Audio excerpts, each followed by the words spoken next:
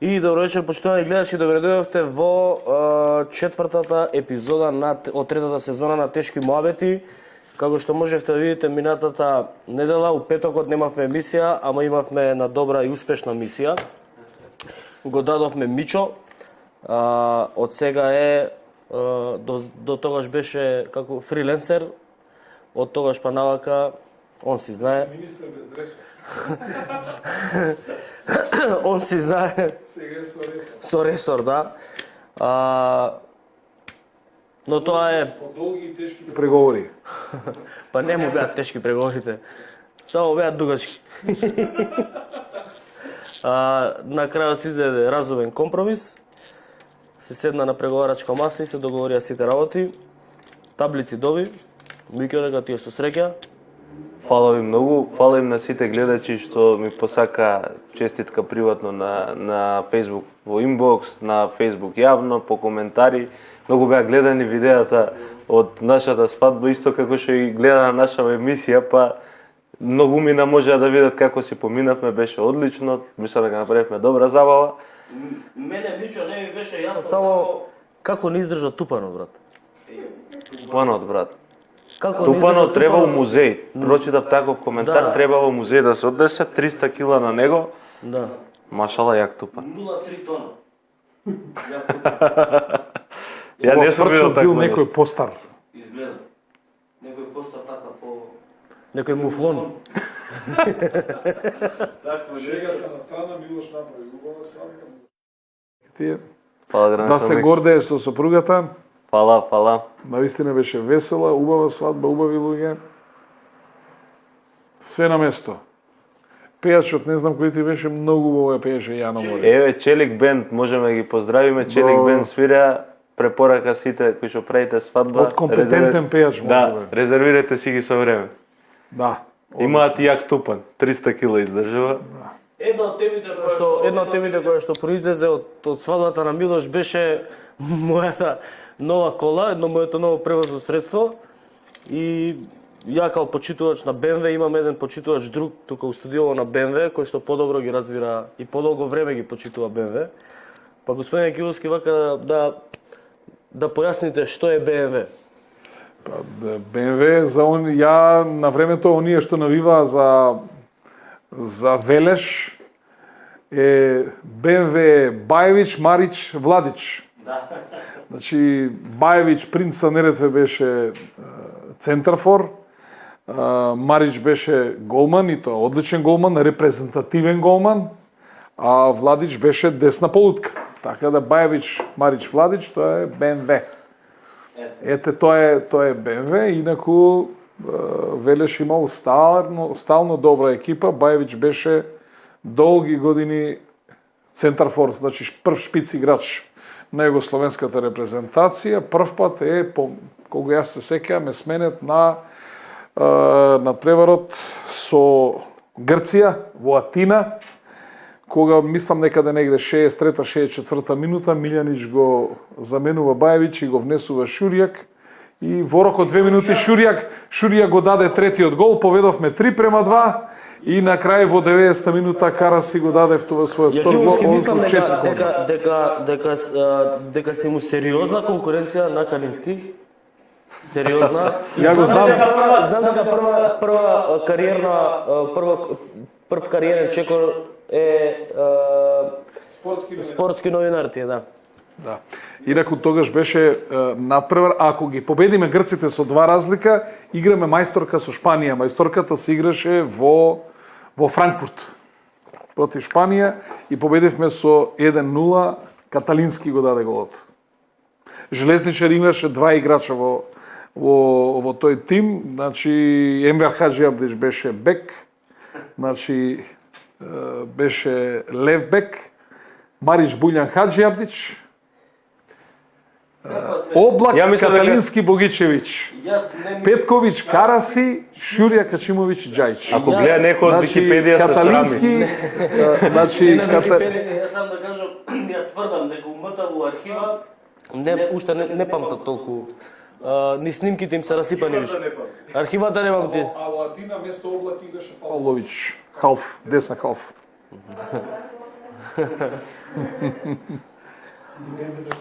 И Бебе. Бебе. Само Владич не играше иначе. Во Атина играше и Бајевич и Марич. Марич беше стандард. И на светско првенство бранеше Марич. Малку полайт легов му емисијава, ама се случуваат многу тешки, сериозни, има превирање на политичката сцена. Посебно последното предавство, а тоа е најавата или почетокот на спроведување на референдум за прашање кое што е да седне да го прочита човек кој што не е навлезен во политичките случувања или во правната или формално правната терминологија, ќе мисли дека треба да решава ребус. Прашањето е дали сте за укинување на важноста на законот за ратификација на договорот за добрососедство со Република Бугарија од како беше? Од 18.2 или од 2017. И бројот службен весник. Моето мислење јас го напишав и на Facebook. Мислам дека Христијан Мицкоски од оној таен предавник за кој што зборуваше Јакимовски тука во емисија, сега веќе станува и јавен предавник, веќе не е зад скриениот. Сметам дека таков референдум е апсолутно предавство, апсолутно потврдување на позицијата на СДСМ, зацврстување на позицијата на СДСМ и конечно внесување на бугарите во уставот и признавање на сите оние барања на францускиот предлог, кои што патем кажано произлегуваат од бугарскиот договор. И една работа да биде јасна за сите оние кои што коментираа на таа моја објава, јас на референдумот ќе излезам и ќе гласам. Предупредувањето или мојот коментар беше дека нема доволно луѓе како нас кои што ќе излезат да гласаат, со што ќе се оправда предавството на СДСМ.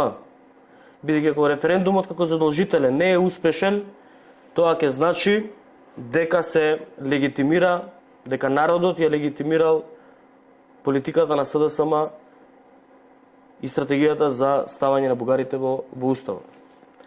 Вечера сме на емисија да продискутираме Јакимовски.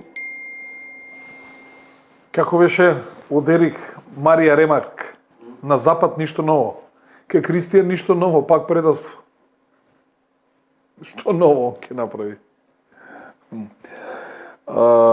Дали јас пред месец и пол реков дека референдумот ќе биде негде во март напролет? Да. Сега искочи и кажа дека ќе биде во март. Да. Значи, народе, планирано е референдумот на пролет да биде, а предавството, потоа пасот што ќе си го добијат од референдумот за да се гласат уставните промени, за да българчета влезат во уставот, ќе биде во октомври. Он си е све договорен. Што мислите? Бадила беше он во почеток на мај крај на април, почеток на мај во Брисел. Таму е договорено целата ова работа, овој театар.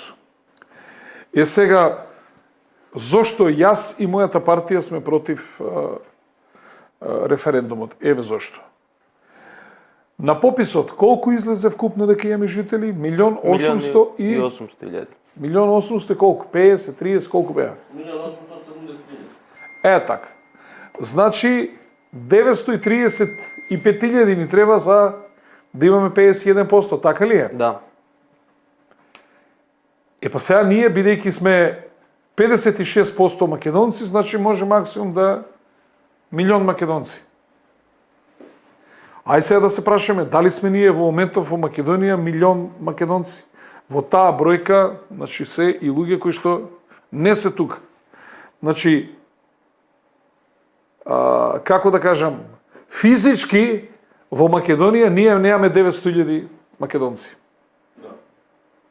Што очекувате? Албанците да искочат, ромите, власите, муслиманите, кажи го, бошњаците да искочат да гласаат за референдумот за да се поништи договорот. Јас сум став дека тие нема да застанат на европскиот пат на Македонија. Значи на овој референдум треба да искочат само македонци, бидејќи нема Зашто Мицкоски иде на референдум? Иде зашто знае дека ние иде во работа во која однапред знае дека е загубена, односно ние физички нема 900.000 во Македонија и нема теоретска шанса да успее референдумот, ама тоа е целта да се зацкрие зад народот, да каже народот е неодговорен, не искача на референдум, тогаш дава поддршка за бугарите да влезат во уставот и тоа е целата игра, целиот крик, за да дел од неговите пратеници во октомври гласаат. Ете, тоа е тоа.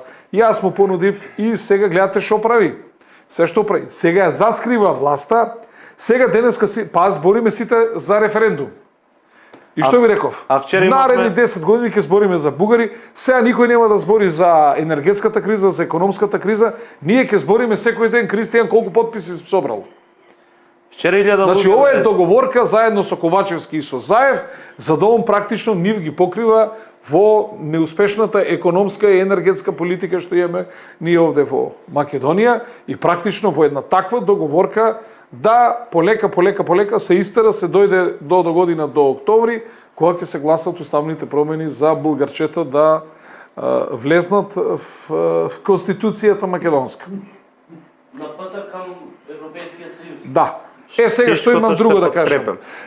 Што јас лично сакам да кажам и да му порачам, поготово на председателот Пендаровски, кој што рече дека тие што заговараат референдум и така натаму се против нашата европска иднина.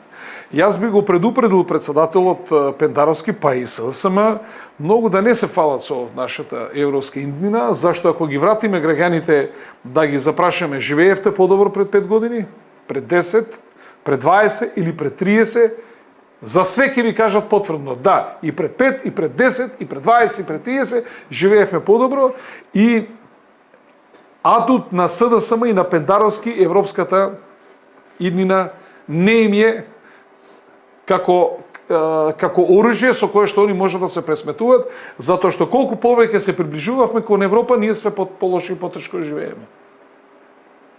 Ние досега аери не можеме да видиме од тоа што сме подпишале договор за стабилизација и асоциација, со тоа што имаме статус кандидат, све потешко и полошо живееме, се повеќе, не сме ние најглупите луѓе на светот да не знаеме бизнис да водиме, да пропада. Ќе видите што ќе се случува оваа зима, колку фирми ќе бидат затворени, и големи, и мали, и се она. Значи, Европската Унија е диктатура на крупниот капитал. Значи, диктатура на глобализацијата. Идејата на Европска Унија, крупните компании да постојат, све што е мало да испоумре и сите ние да бидеме наемни работници за нив, така да нивната иднина што ни ја нудат не ни е многу светла и мислам дека поготово, да речеме, мене и мојата партија не може да ме плашат со тоа, демек, ако сум за референдум или ако сум против референдум, против европската иднина. За сега европската иднина не им е никако адут, затоа што што не гледаме иднина и гледаме подобро за граѓаните, не гледаме подобро за граѓаните, од друга страна не можеме да видиме дека ние влегуваме како горди македонци во Европската Унија. Ние, нашата европска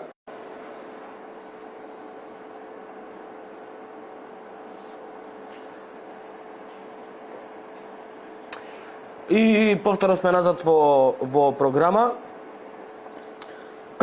Имаме проблем тука, нели, рестрикции имаме по улица.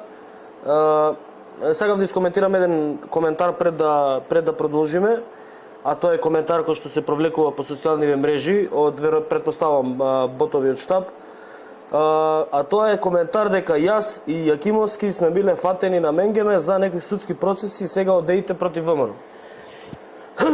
Ја, другар, имам 2 судски процеси на апелација, кои што се затворски казни, за кои што никој никогаш не ми се явил да ми помогне, ниту ми понудил било каков дил. Јас одговарам и на опозиција и на позиција да бидам во затвор и да ќутам. Така да такви дилови во моментов нема, а нема ни да има. Пред да напишеш ваков коментар, шукнија главата у некој зид, само да не биде гипс картон, и размисли за што збориме тука. Значи, ние не правиме моабет против ВМРО. Ние збориме за чекорите на Христијан Мицкоски кој што де факто го направи ВМРО ДПМН од патриотска народна партија во врховистичка и предавничка партија. Ако некој оди против ВМРО, во моментов тоа е лидерот на таа партија Христијан Мицковски. Јас сметам дека како одговорен медиум ние треба да ги откриеме и да ви ги кажеме, да ги презентираме сите факти кои што ги знаеме околу предавството на било кој политичар, па и Христијан Мицковски. Ако сме биле ние против ВМРО ДПМН како медиум или ако сме биле против или за било кого, ние не би работеле на ниту една афера, на ниту еден скандал, ниту пак би работеле на последните локални избори на начин на кој што работевме, тоа беше да се фати секој обид за изборен фалсификат. Тоа беше една задача која што се земавме во редакцијата за да колку толку придонесеме секој глас на секој граѓанин да биде валоризиран максимално. И јасно е дека таа наша активност помогна многу на ВМРО ДПМН во тој момент, или согласно зборовите на Мицковски, донесе околу 80.000 гласа на локалните избори. Ако ние сме биле против ВМРО, сигурно не би изработиле плюс 20 градоначалници, затоа што ВМРО ДПМН имаше проекција дека ќе добие 21 градоначалник, добие 44. И сега кога ќе се ухлебите во општините, кога ќе се вработите во општините, знам дека не ви е лесно да слушате дека сте се ухлебили во некоја предавничка констелација, ама тоа е вистината. Затоа не сум ви крив ни ја, ни Инфомакс, ни Јакимовски, ни Милош, ни било кој. Дополнително, не сум само јас на суд од оваа редакција на суд е и Милош, на суд е и Филип, овој тука позади мене, на суд е и Боро, на суд е и Иван. Значи, цела редакција која работеше на изборите, сите се на суд. И нема никаков дел. И уште еднаш да ти повторам, акни си ја главата у некој зид, пред да напишеш било што. И само Јакимовски, ајде, кажи Милошко да опрашам. Ако некој го сака ВМРО, ќе се обиде да го спречи раководството на партијата во ова колективно самоубиство.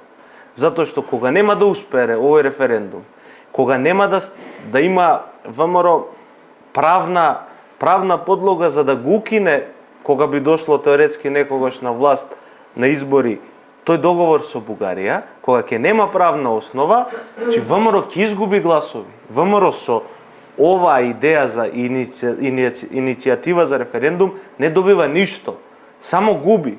После март, после тој неуспешен референдум, ВМРО ќе изгуби уште 100.000 гласови и ќе биде буквално мртва трка помеѓу ВМРО и СДС во загубени гласови кај македонскиот народ. Види. Јакимовски, само да прашам визави коментар што јас го коментирав. Колку судски процеси има против вас? Вака сега. На другарите од ВМРО да им кажам, иш да не се секираат за моите судски процеси. Мислам дека позагрижени треба да бидете да не пропее некој од делчевските ниви. А имаме информација дека пее. Таму ќе биде многу незгодно. Значи, молете Господ, вака кога има празници, одете у соборна црква, палете свеки таму, да не пропее некој. Ако пропее, лоша работа ќе биде. Гледате вие таа работа да не ви... А за мене вие иш да не се секирате. Тоа е првата работа. Втората работа, еве, математички, прецизно, како се викаше тоа? Ве прашувам, 1.870.000, 5-16 на тоа удрете и кажете ми дали ние имаме милион македонци во Македонија. Ако на тоа одбиеме 300.000 СДСМ гласачи на СДСМ и така натаму, како мисли Христијан да обезбеди 940.000 луѓе да искочат да гласат? Е сега, вие ако сакате да видите, како да кажам, да не зимате во предвид, ви кажал вождот дека треба да одите на референдум и си одите на референдум, значи јас повеќе не сум подготвен слепо да ги следам вашите политики. Јас ја напуштив коалицијата и сега мојата задача е да се борам за мојата партија и се што мислам дека лажете, односно вашиот лидер дека лаже, јас ќе ви кажам дека лаже. А сега вака се вратиме назад. Абе, пријатели, Ја и Громли го направивме прислушкувањето. Или некој од ВМРО. Така ли беше или не беше така? Ве браневме ли? Пријатели, ја и Громли го подпишавме Пржинскиот договор. Кога викав дека Пржинскиот договор е една пржинска измама, голема пржинска измама, некој викаше ќе ми падне владата. Јас викам нека падне владата, не подпишува договор. Си подпишавте? Ја кога викав не подпишувајте СЕО, тоа го прават заради вас, вие се правевте тарзани дека немало ништо за вас. Сега што испадна?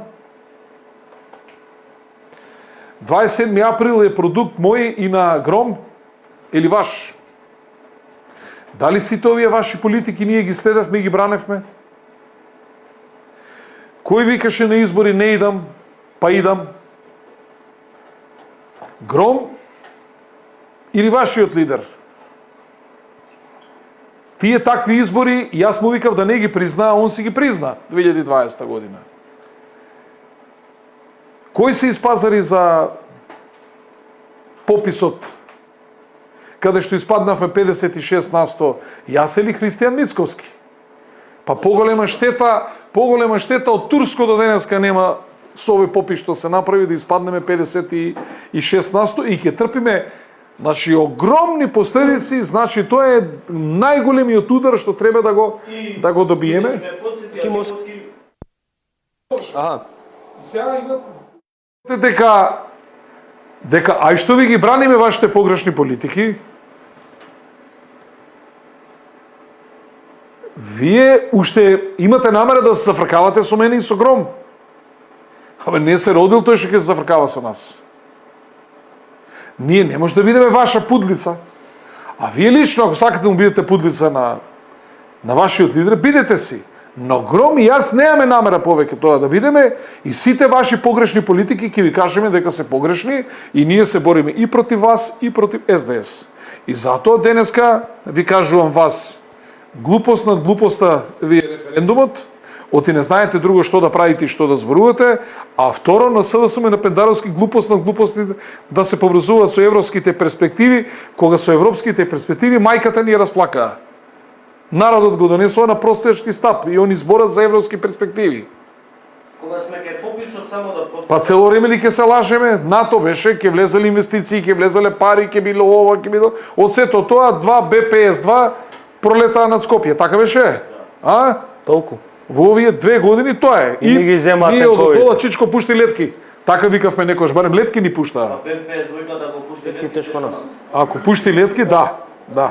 Ама и грчките авиони. Значи тоа е целата ќар што ја добивме од НАТО.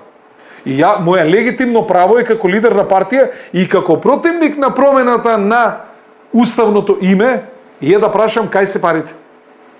Кај е подобриот живот од НАТО? Кај се перспективите? Ова не се перспективи.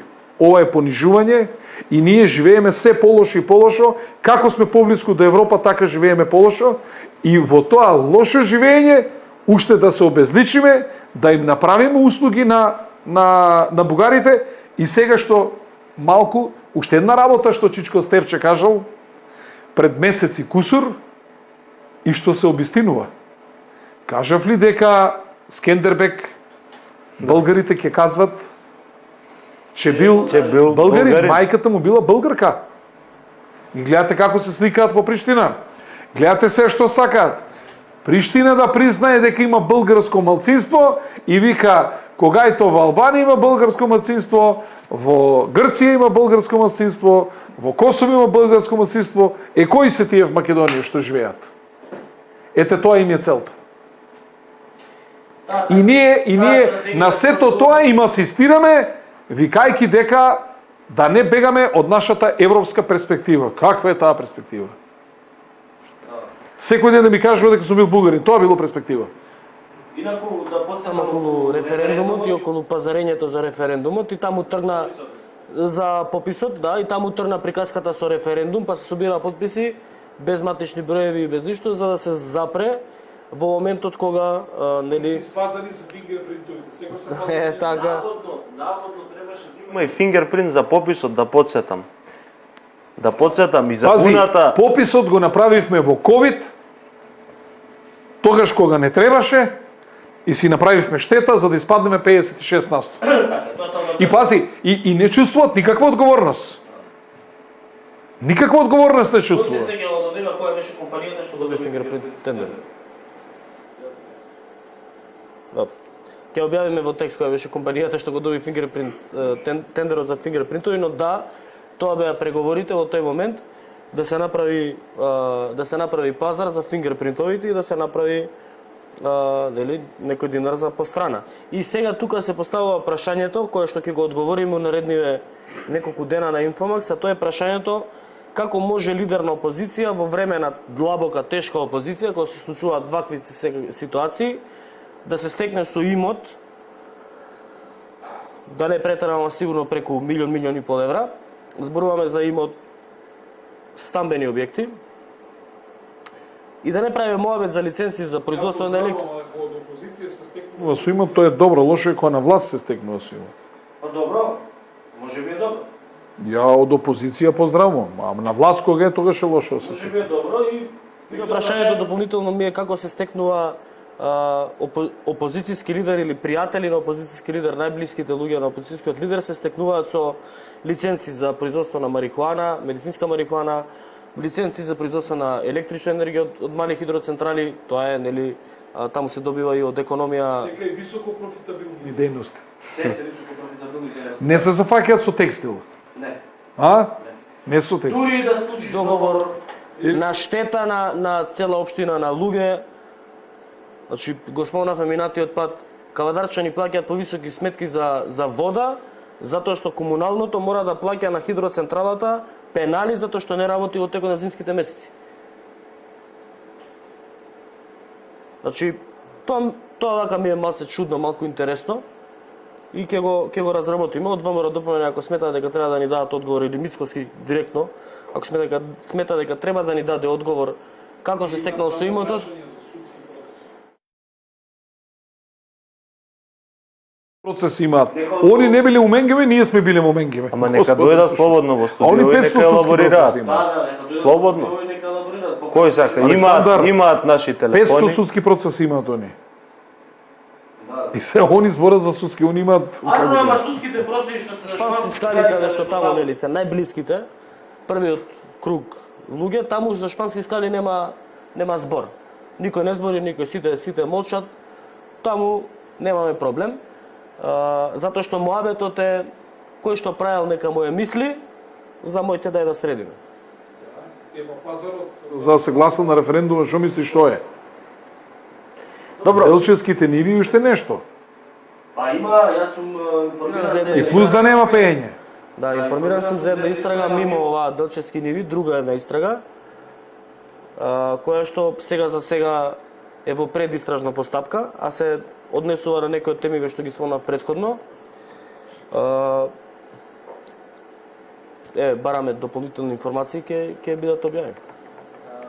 Јас сум на граначалник што сакам вас да ве прашам како политичар со огромно искуство, значи повеќе од 40 години сте сигурно во политика, зошто се оди по потешкиот пат? Зошто не се дојде на власт, конкретно говорам за ВМРО ДПМН, и не се раскине тој договор со ратификацијата на тој закон односно законот за ратификација на договорот за добрососедство, туку се оди на референдум.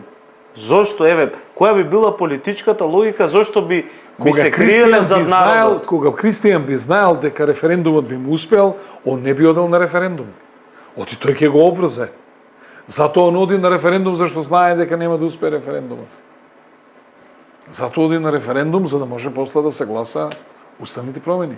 Кога би знаел он дека референдумот ќе успее, он не случајно не би одел на таква референдум. Дали е возможно да се направи референдум за носење на задолжителен референдум за носење на закон за предвремените парламентарни избори? Исто со 150.000 потписи. Тогаш зашто не го направил Кристијан Мицкоски или зашто не го направите вие? Јас сум сепак помала партија, немам сила да соберам 150.000 потписи. Значи, тоа честно го кажам. Зашто не го прави Кристијан? Бидејќи логично би било да направи референдум за носење на закон за предвремени парламентарни избори, со што ќе предизвика предвремени парламентарни избори, на кои има шанса реално да ја добие власта и да ги укине овие договори за кои што збори. Кој е увертирал ќе вика пред време на избори и ќе укинува, па на седница на парламентот он избега надвор и им рече на сите да си одат. Дури на левица се солидаризира со него. Никој од нив не смееше да гласа против. Јас ако бев во парламент ќе гласам против. Каква Европска унија? Имаше Вас изјава. не ви менјаат идентитет мене. Демек јазикот не го обезбедува. А како мислевте ќе ви влеземе у Европа со кучешки да лаеме? Ја не знам како еднаш не им кажеме што си правите бе вие, Бајрам со памет. Каква Европа? Како мислите без јазик свој да влеземе во Европа? А сега нечастеле со јазикот сме влегле во Европа. Логичното прашање кое што се надоврзува на сево ова е дали ВМРО ДПМН, односно дали Христијан Мицковски навистина сака да има избори. Навистина сака да дојде на власт Христијан и сака да ја води државата во вакви тешки денови што доаѓаат зимуска, ќе збориме за референдум. Нема да збориме за избори, нема да збориме за немаштија, нема да збориме за немање на струја.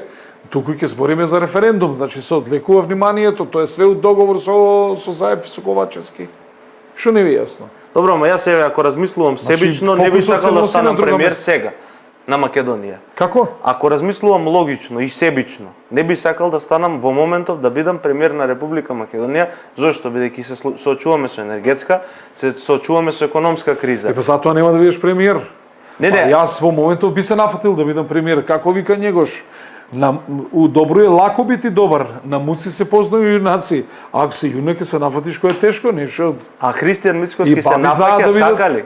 Сака ли да биде навистина Ајде, премиер? освокнеме Христијан да Да, стварно, мислам и оптеретиве, сеја со небитни луѓе. И нели, не мислам за Христијан. Не, добро, ова се работи кои што Нека имаат нека уживаат они со него. далекосежни го решив последици за проблемот со Македонија. Христијан. Една пресконференција и завршивме со него. Што, а може ли наредни емисии више да не ми го спомнувате да не ме замара. Да се фатиме со политики, со... Па имаме Ама стварно сега, ние збориме за него и за неговиот референдум, ами имаме побитни прашања, немаштија, економија, значи дајте да отвараме други теми.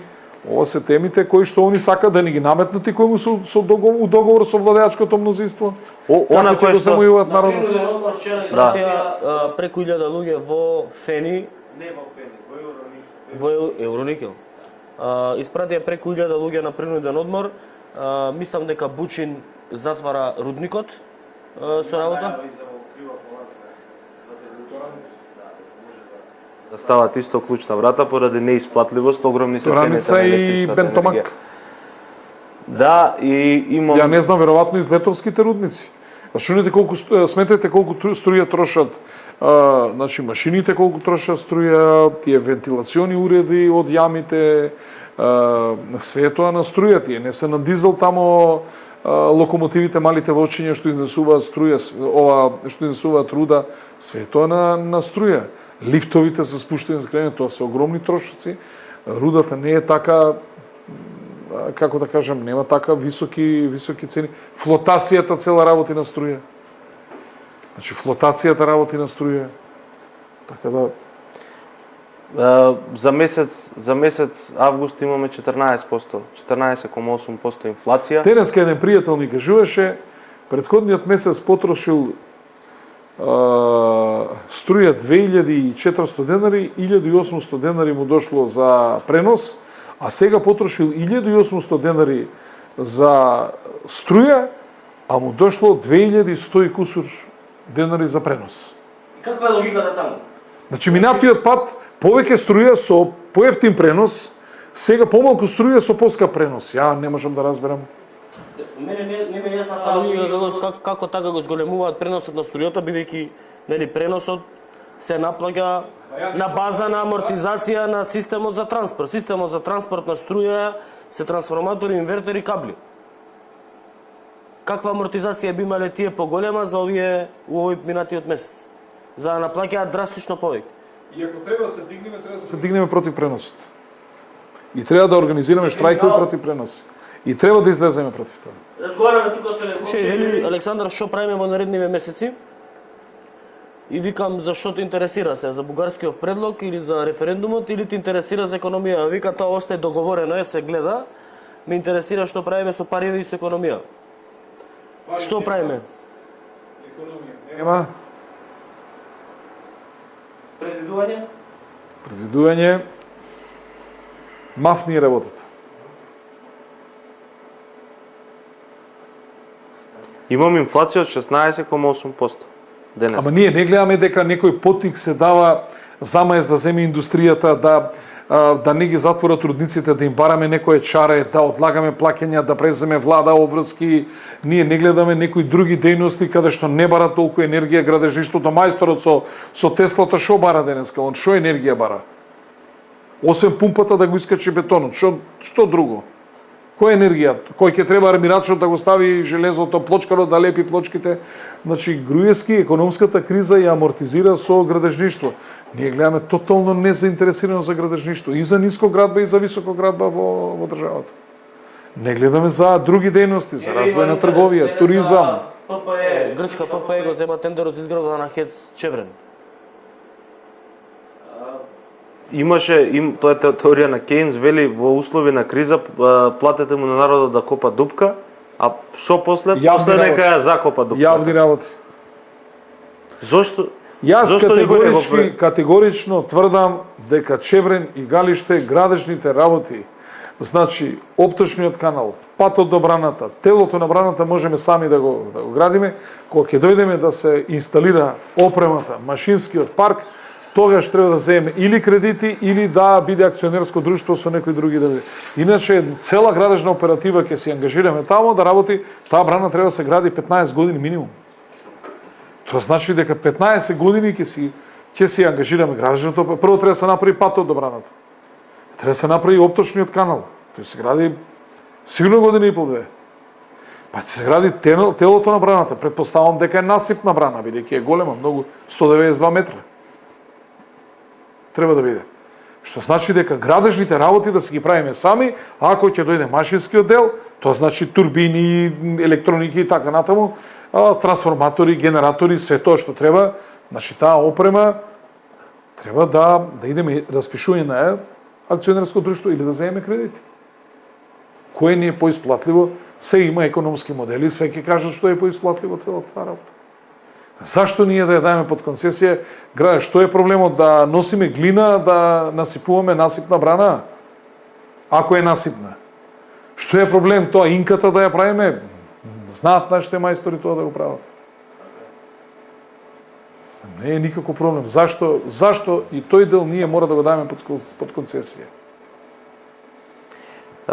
Суштината, мислам дека на целиот проблем во моментов е дека ние 30 години сме испокрадена држава, девастирана држава на сите полити. Не можеме ова да го издржиме, што и да се направи. Значи, ние говориме за зголемување на капацитетите производствени, да кажеме, на Рек Битола, но во Рек Битола машините се од пред 40 години, 50 години технологија. Ти за да ги смениш тие машини, треба да смениш целата технологија. Ние кога ќе ни се расипе еден трансформатор во Рек Битола, треба специјално по нарачка од Словенија да го носиме. Прашање е крупно. Затоа што никој не произведува такви више. Прашање е сега. Зошто Рек Битола не си набави собствени камиони за да си копа руда, да се транспортира руда? Зошто така наречен дисконтиран ископ секогаш па на лизинг се земаат? Како може фирма приватна да ги земе на лизинг и да има ќар? Второ, зошто тие багери, тие транспортни траки не функционираат, не се направат како што треба? Се поставува ли прашање? Ма проблематичен и квалитетот на јагленот кој што го има во тоа е проблематичен и со туѓи камиони и со своји камиони, само што трошоците ќе бидат помали со собствените камиони. Колку на тоа влијае што нашиот јавашлук во Рек Битола? Јас како министер за економија имаме правилни анализи. Кога директор на Рек Битола бил Панде Лазаров, па не бил, па пак бил директор на Електростопанство на Македонија. А разликата у трошоци, мечка слушај, 62 милиона евра за 4 години. Панде Лазаров, друг раководство, пак Панде Лазаров. 62 милиона евра разлика во трошоци. Во Рек Битола. 62 милиона евра. во Рек Битола. 62 милиони Од евра. 0,14 грама мазут по киловат час преоѓа на 2,4 грама. Наеднаш многу повеќе се троши. Наеднаш се влошува квалитетот на јагленот што се користи во Рек Битола. А кога е панде, секогаш е подобар квалитетот на јагленот.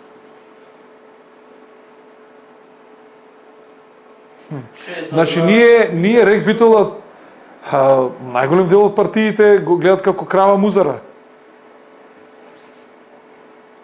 Ако таму се стегне работата како што треба, ние ќе имаме многу поевтино производство и автоматски поевтина електрична енергија што ќе се испорачува на пазарот. А знаете што значи 70% од енергијата што ја добиваме од Рек Битола. Тоа значи дека ќе имаме многу поевтина електрична енергија, нема да плаќаме волку скапоти.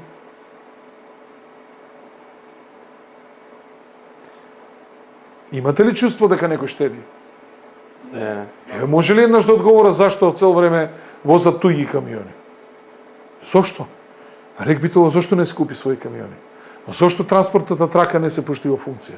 Зошто багерот не работи? Не копа тој ровоковачот, тој кружниот и на транспортна трака право за таму без да се... Најмногу се краде преку дисконтираниот ископ, така се вика, дисконтиран ископ кога се товари у камиони, па... Се граде на резервоар. Како? На помини резервоари.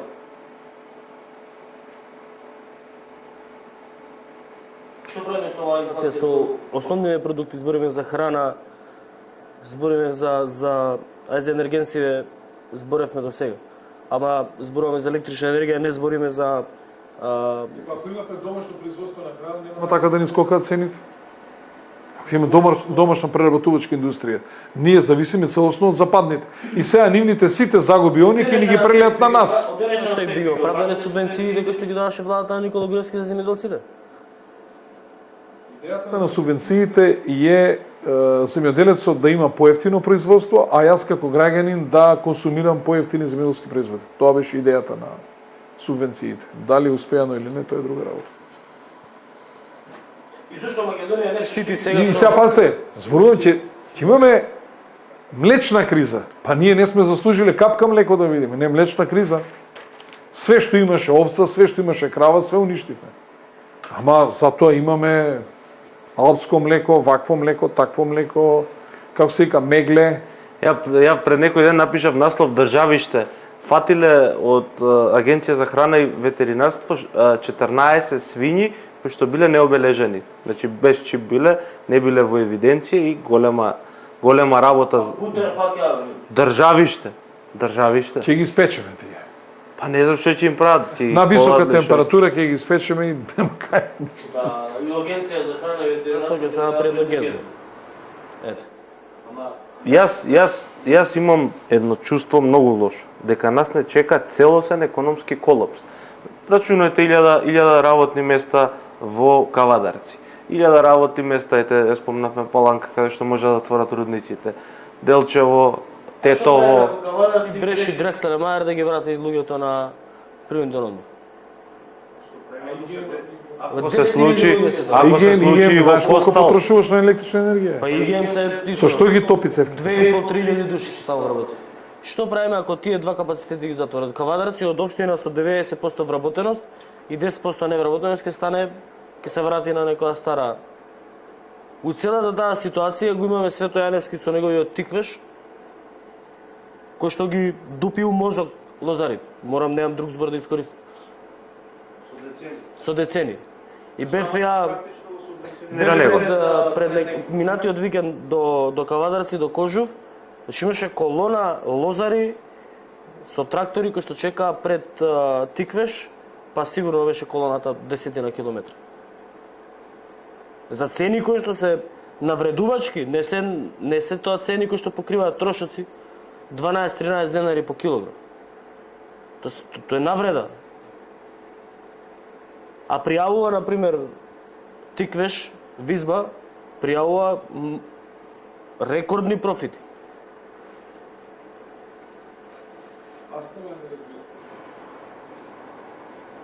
И јас не разбирам скроз, ама не, јас знам да ги читам извештаите. Тоа е тоа немаш каков заклучок Колку повеќе треба да знаеме, ако купува кило грозје за 12 денари, ја продава 750 мл вино за 200 денари, што добро ќе оставиме производствениот процес у цената. И транспортот ќе оставиме у цената. Да, шишето е денар и пол. Шишето е денар и пол. Пуштувањето. Енологот прави микс за 2000 тони. Не прави за една флаша. Што ќе прави држава? Еве, поконкретно, што ќе прави држава, ќе почне да затвараат овие големи. Не знам дали приметаш државата, Не, Христијан Мицкоски да прави референдум да занимава народ додека тонеме у пропаст. Тоа прави државата. Ја ако на нешто, значи не го почитувам човекот воопшто, имам многу ниско мислење за него. Се нарекува новинар, не е новинар. Ако за нешто бил во право за квалификацијата за Мицкоски. Министер за опозиција. Ете што прави државата. Државата нема капацитет да не извади од економска криза, ангажира кловн кој што ќе занимава јавноста додека пропаѓаме економски. Вратите на него. Ајде. Па не, што прави државата преска, а мислам дека претходно образложивме. И Екимовски и јас зборевме за тоа. Нема да збориме значи во моментов референдумот ги зацкрива неуспешните економски политики на владата, ја зацкрива кризата. Владата треба да создаде услови стопанството да создаде ДДВ, да направи ДДВ, да произведе ДДВ. Од тоа ДДВ ние ќе земеме плата, ја во општина Карпош, администрација, здравство и така. Ако они не направат ДДВ, ако не платат персоналец, од кои тикви ние ќе земеме плата? И сега ние треба да бидеме сконцентрирани максимално да му помогнеме на стопанството, да му создадеме услови. Све што има проблем стопанството ние треба да деблокираме, за да они можат да работат, ако создаваат, ако прават ДДВ и плаќаат персоналец, ќе плаќаат придонеси, ќе се полни буџетот, државата ќе се извлекува од криза. Ама ако ние со прст не мрдаме, тоа стопанство ако не работат стопанството, како ќе ти го направат ДДВ-то од кое треба да им го земеш ти? Не работел ништо, нема ДДВ, што ги му земеш? Он треба да работи за да направи ДДВ. Он треба работникот да работи за да му плати персонален данок и придонеси за пенсијско и здравство. Ако не работи, ќе го отпушти. Вака технолошки ќе оди на завод. Значи, ова е едно поголемо сценарио за сиромашните да станат уште посиромашни и сиромашните да станат уште позаглавени. Како да е, ја мислам дека во Европа има двајца политичари, а тоа е Орбан и Вучич, кои си водат сметка за своите држави и мислам дека тие оваа криза најлесно ќе ја поминат овие две земји, Маđarска и Србија. Јас се сеќавам кога Европа инсистираше онаа Могерини, кога викаше и Могерини таа преднесе како се Кетрин Ештон, да Србија да ја затвори Колубара, а Вучич викаше вака, док сам ја председник Колубара се не ќе затварат. И сега?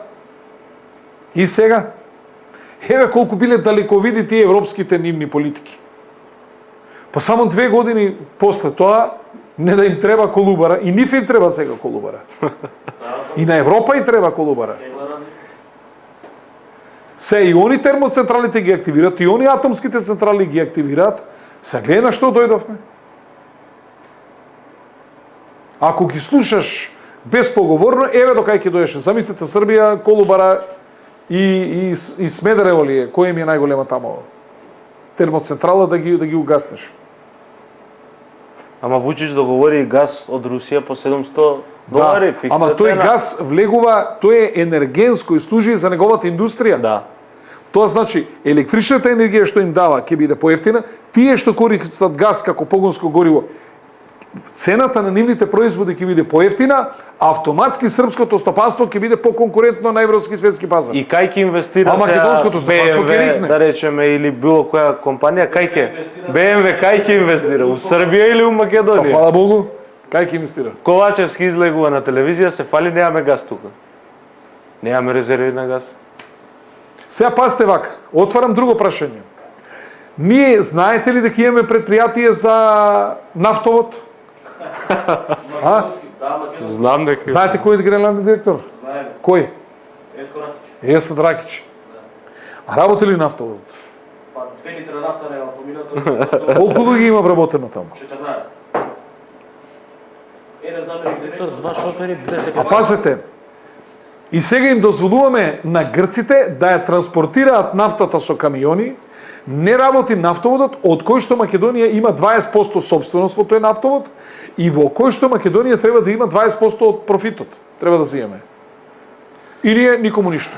И сега пазете, пандан на тоа, учествуваме со 10% инвестиција во Александрополис за снабдување со течен газ. газ за Македонија.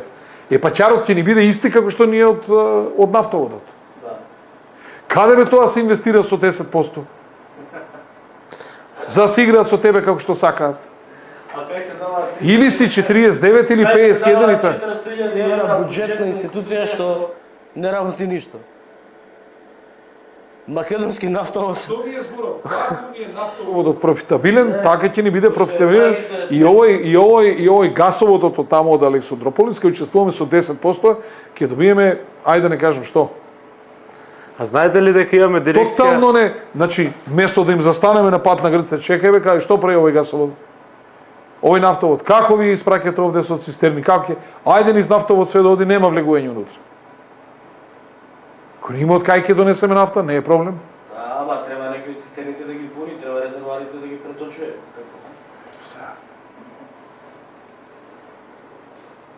Треба нечии цистерни да возат и затоа не водиме сметка за државата. Вардекс, така се викаше нафтоводот. Инаку имаме и дирекција за радиациона сигурност. Кога последен пат сте прочитале соопштение од дирекција за Нема радиација во Македонија, што радиација? Атомска централа да не имаме. Ренген некој расипан по овие по болниците што се. Па неама, еве сега нели имаше ни радиации? големени заради како се викаше, заради И сега Запорожје. салони табли некој ако од кровој ако се уверен. Не бе, ама соопштение бе да пуштаат као УХМР. Имаше, например, една ситуација пред година дена, кога влегоа од агенција за, како беше, дирекција за заштита и спасување, влегоа во магазинот на Мак Петрол во Новоселски пат. Каде што вадеа, осигурува ракетно гориво. Градобините ракети. Не градобини, не. Ракетно гориво за ракети за кои што се произведуваат у Србија, некои ракети. Така се викаше? Не, ракети експлозивни, не градобини за... Многу сериозна беше најдена количина таму на такви експлозиви. И пробаа тогаш да излезат со соопштение од оваа агенција и се сеќавам на мејл дека не стигна ваквото, па после беше со ДПЛ, дополнување се повлекува соопштението, ДЗС ќе ви испрати соопштение. Ете тоа е таа. Со радиацијава почнати Радиацијата можеме да одиме веднаш на Запорожје. Па можеме на Запорожје, ама можеме први на она што го најави единствена Русија, партијата на Путин, дека на 4 ноември мислам дека беше, дека се најавува референдум за анексија на териториите кои што Русија ги контролира во Украина. Изненадени сте? Многу сум изненаден. А што очекувате, ќе гинат, ќе се тепат, ќе мават со гранати и нема да присвојат територии, све тоа ќе присвојат. Ич не сум изненаден. Добро, граначалник, зошто еве на Русија толкава најголема држава во свет им треба уште територија? Тој дел на Украина е многу богат, со рудни богатства.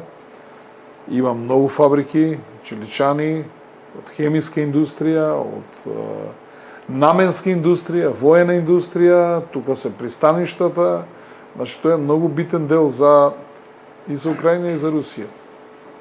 Практично индустријскиот дел на Украина им го зема Русија, Донбас, тој дел Запорожје. Што значи да ја земеш ти најголемата нуклеарна централа во Европа? И што е најбитно, ако сакаш електрична енергија од Казахстан или од таму од истокот Да, преку Запорожје. мора да пројде преку Запорожје. Таа не е играчка. Колку има? 6 или 5 блока. А минатата емисија говоревте дека не верувате дека Путин ќе ги затвори вентилите. А денеска Путин рече дека ќе ги затвори вентилите за гасоводите ако Европа се одлучи да ја фиксира цената, односно да уведе фиксна цена, да ја ограничи, за гасот. Што ќе се случи? Пак е условно. Што ќе се случи со Европа ако навистина запре доставата на газ во целост? Да, ќе мора да штедат малку. Ама тоа да штедат значи затварање на сите поголеми производствени капацитети. Тоа значи губење на илјадници работни места. Тоа потоа повлекува намалувана потрошувачка на други продукти. И тоа целата економија, буквално европска, ќе биде доведена на колена. Тоа не може нас да не Знаеш озмине. што, Европа е дисциплинирана и луѓето се таму дисциплинирани. Они целата вина ја фрлат врз Русија и врз Кина, проблемот е Русија, не е нашата влада и они се дисциплинирани, ќе го издржат тоа.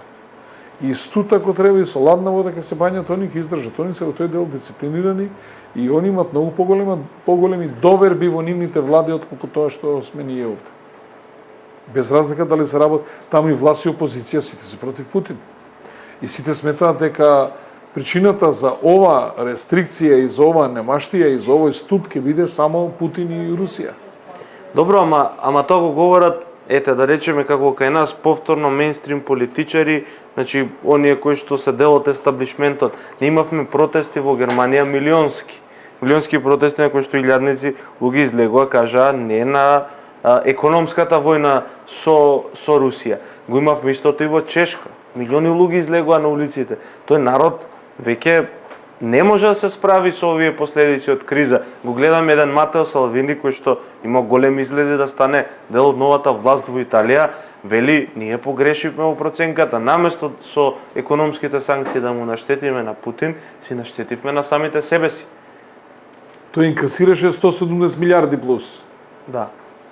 Значи, Очекува раст по 10.000 евро може 17% на GDP.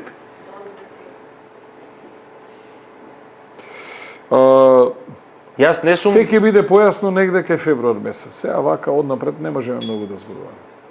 Но јас сепак мислам дека Путин нема до крај да им ги заврти вентилите. Па добро, и ова што он сега го прави и во суштина што го прави Европа со гасот, што е многу интересно. Они повторно купуваат на некој начин руски газ. Например, Полска се откажа во целост од рускиот газ, ама сепак го купува од Германија, а тој од Германија повторно доаѓа од Русија. Само е истоварен во прави цесија, со цесија. Истото го прават и со газ од Кина. Тоа е само поскап, пошто нели треба да се во течна форма да се направи, да се пренесе, да се транспортира и значи ние буквално будали не прават. Од што живее? Во моментов, да. Каде е продаден родот? Нека е продаден родот. Знам дека голем дел идеше за Русија, ма не знам дали сега иде. Знаеш кај е продаден? Пак е продаден во Русија. Знаеш како? Србија, реекспорт. Србија ќе стане, не знам, Обединените арапски емирати, Дубај, Катар. Така е. Целиот род тука го купија трговци, го реекспортираат Србија и Русија. И никој држава не мрда, ама глумиме дека сме, нели, ние... Санкции имаме. Санкции имаме. Нели санкции имаме? Санкции имаме и Бујар Османи нас не повикува дека не треба да точиме нафта на Лукойл, Созера потпишува другиот ден договор од $500 000 со Лукойл за набавка на гориво за... Лукойл 17 бензински пумпи. Значи Бујар Османи повикуваше јавно. Толку не загрозено на Лукойл. Да не се точи. А он купува, набавува за Министерството од Лукойл. Созера. Добро, да. За сите. Една конзистентна политика што имаме, да не е Мици како министер за опозиција, до сега ќе падне, ама вака ќе ги Вака пак смут ке направи некој ау и Не, ама градоначалник, ние сме сега во ситуација кај што веќе кажавме се што имавме да кажеме, ова што го прави владата е ненормално. И ние бараме некој Што прави владата, бе? Владата не прави ништо. Па добро, ненормално е да правиш ништо. Ништо и вас ви е ненормално. Министерство за опозиција најако да ги стану. Да, па фиксно во Владата позиција. не прави ништо. Ја гледате владата. Отиде во Белград, Ја вино. Го начука Вучич. како се вика тоа open bar. Ама човекот многу коректен, сите што му понуди, пимнал помалку и толку. Ама тоа не се прави да се плюка. И сега гледате ги. Ајде да не се лутат българчета наредниот ден отрче во Бугарија. Да. Баланс. Наредниот ден права за Софија. Јинки јан. И можеби Ама не може она од Куманово во можеби влезе преку Ниш таму. Димитровград зацепија право за Софија, не ни дојдоа за Скопје. Може се будисти овие од влада. Јинг јанг. Да, баланс цело време да мара. Јинки јан. Ќе се договарале за струја.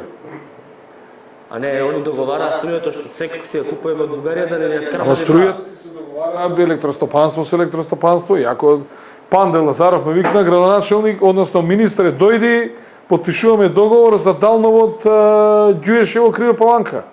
Он го договарал, он све, он зел кредит од норвешка влада, мислам ли беше, не знам од кај беше таму, колку милиона евра беше, отидов, потпишув, Панде све договара, ја шо ја договарам? И сега не договара тоа, ни се договарат електростопанството, наше со нивното. Ама ние, да не се љутат бугарите, многу долго, дека не сме ги виделе. Од Белград право за Софија. Да. Само што овој пат кај Румен Радев бехме. Румен Радев преговара со русите како кинеш. Дали руски човек. И они викаа, бе, овие македонците таму зборат многу, ама не мислат така што зборат они. Не им взимајте за кусур. Има две прашања, односно едно прашање за Јакимовски, а тоа е дека на територија на општина Карпаш треба да се прави втор блок, не знам како беше точно, на Тето. Само секунда ќе го најдам. Дали на територија на општина Карпаш и каде е планирана изградба на Тето 2 и дали се работи нешто на тоа? Од вас пропослушав, господин. Има друго прашање. Зошто сите други градоначалници викале дека сите сакаат да бидат градоначалници на општина Карпаш, каде што биле најинтересни дуповите? Изгледа сите други градоначалници Ово да е поинтересен како аеродром на Политанките, охо, островот не да е интересно, гази баба Саемот, поинтересни има од Карпаш, не се кирете. Карпаш сега почнува с Локујќани да се гради, не е толку интересен. Гази баба имаат и како се вика развојна програма за производство на енергија со фотоволтаици. Бутел е пријатели кај бивша општина Бутел, онаа зграда која мислиш дека во секој момент ќе ти се сруши на глава. Кај бивша општина Бутел. Бараките што беа на општина Бутел. Е гледате ли таа зграда тука на? Тие со дуп или без дуп се прават? Не, таму не ги гледаме згради. Таму не ги гледаме. Таму не. Политанките во аеродром не се гледаме. Не, таму не гледаме. Зашто да гледаме таму? Да. Ама гледаме у Карпаш, пошто Карпаш со општински пари го финансирал Инфомакс. Еве, едно новинарско прашање. Дали општина Карпаш и со колку пари го финансира Инфомакс? Не можам да те финансирам и да сакам. Многу би сакал да те финансирам, Александр, ама не можам по закон. Не би тој меси. Але бе тоа дело. Види, да е социјализам, ќе те приведеме, ќе добиеш некој пендрак и ќе кажеш од кај ти е БМВ-то. Ама пошто не е, нема да признаваш. Иначе таа е социјализам, ќе те приведеме, некој пендрак, ќе преспиеш една ноќ во полиција, ќе кажеш од кај ти е БМВ-то. Инаку Јован Лазарски, уште едно прашање имаше, тоа се однесуваше на нас, а тоа е зашто ако ја имаме бомбата која што може да го сруши, да ја сруши власта на СДСМ, ама не објавиме, за таа која што зборевме, која што Христијан Мицкоски на предвремените парламентарни избори 20 или 21 сен година 20 ја спречи да се објави.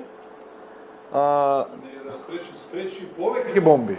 Да, добро. Не беше една? Серија бомби беа, да. А спречи од кога почна за него да се пушта. Тие беа касетни бомби. Касетни беа, повише беа. Не, тука имаше закана дека ќе се пуштат и за него. Тука заврши приказката. Зашто ние не ги објавуваме?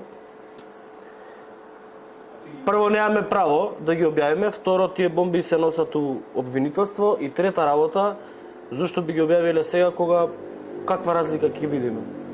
Кого би требале да слушаме, а кој би требало да дојде на власт?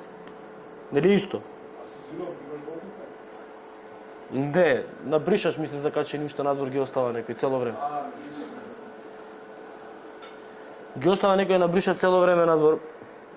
Свиркач, не знам кој. Трез да ти направат. Не чувам ја бомби. Ми ги остават на вакво, па ги фрлам у канта. На дрисла нека ги. Затоа мораш да смени кола. За да не постава. Не можеш да ја годиш. Овој брија, ако ја пипнеш колата, она веднаш му јавува него. Да. Бомба ти.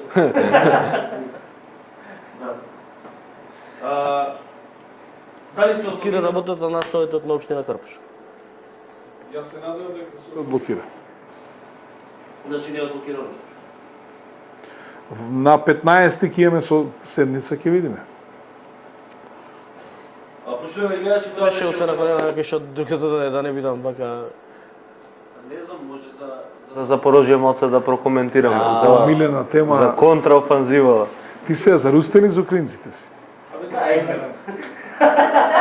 Тешко прашање. Дај баклава. Не паклава. Што беше? Толумба ли? Еклет. Еклер сакаш турска, баклава сакаш турска или грчка? Турска изеде ќутек. Следниот пат грчка побара, пак изеде ќутек. И кога отиде да бара следниот пат бакла, абе дај еклер вика дај. Седи. Па им се закани на грците.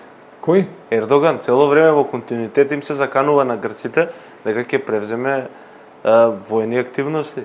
Дури се пожалија и грците во Обединети нации. Да, ма Грција е јака воена сила, не е играчка А Грција. добро, ма Турција е најака после Америка во НАТО. Она има пешадиски е појака, меѓутоа овие се видете таму да видите колку авиони има Грција, колку бродови, колку подморници, колку крстарици, колку разарачи. Кој? Грците. Да. Грција е јака воена сила. Не е играчка. Добро, според вас, еве го споменавме, односно не Запорожје, Херсон, контраофанзивата на Украина. Според она што сте го виделе, она што го гледате, како успева ли Украина нешто да добие од целава работа или не? Бидејќи јас се што гледам е дека успеваат да пробијат, да речеме, на еден мал дел од фронтот и повторно русите им прават котел, како што им правеа во Донбас. Јако што гледам таму на Запорожје, они пробаа со десант, со чамци. Да. Прво имаше артилериска подршка и потоа чамците да продрат да дојдат до... Меѓутоа овие ги пресретна, имаше и погинати, имаше и заробени, имаше и ранети. Значи, Днепар е голема река, да ја пројдеш ти со десантни чамци. Мислам дека десантот е правен рано наутро. Обучувани се, мислам дека во Англија и чамците со кои што го правеле десантот не се украински, туку се некој производител на НАТО, меѓутоа безуспешно на два пати пробаа да ја завземат Запорожје, Централа. нуклеарната централа.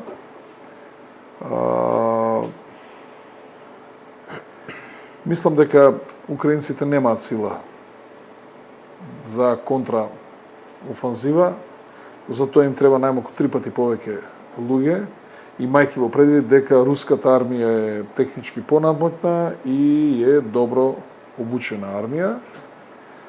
Јас мислам дека уште ќе се држи позициона војна и дека ова вака ќе биде негде до на пролет. После од пролет ќе има новини. Доаѓа зима, после зимата ќе има новини. зима спремни се само руси. Најубави бунди имаат. И водка. И водка, да. Што не гледачи, тоа беше четвртото продолжение од третата сезона на Тешки моабити со Стефчо Екимовски. Ви благодарам на вниманието. Читајте Инфомакс, добивате ги информациите секогаш први, секогаш без цензура. Штедете пари затоа што следи економска криза.